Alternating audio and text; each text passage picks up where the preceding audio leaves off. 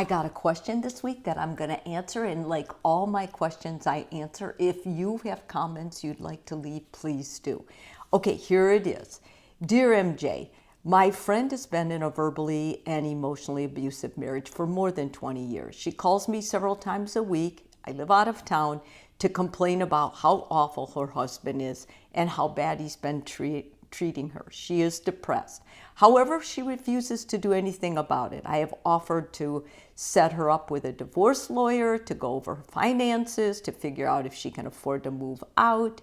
I have done everything I can think about, but she refuses all of it. Her church even intervened to set up a new home with roommates for her. She refused that as well. The only thing she wants to do is complain.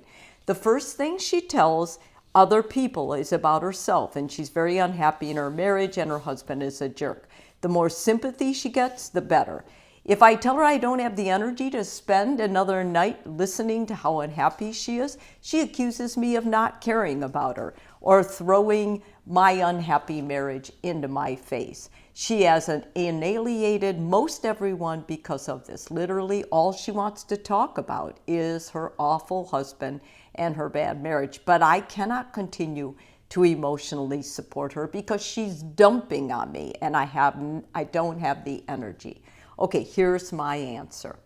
This may be obvious, but what your mother is doing, you can bring some relief to it. But it means you're going to have to set some strong boundaries. Since you can't talk her into getting therapy, you can continue to tell her your side. You don't have to pick up the phone every time she calls, nor do you have to respond to every text.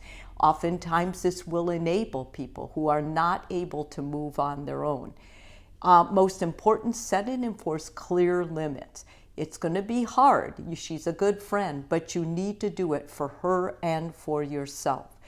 Offer to her that next time she complains that you are not qualified to be a therapist or give her advice, but you are glad to call a therapist for her, to go with her to her therapy appointments, and you will be there as a support person with the therapist to help her out.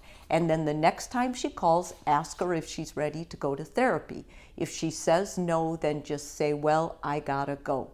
The more you can cut off this dialogue of her complaining and feed her back into therapy so she can assert herself and manage herself, the better off she's gonna feel, and so are you.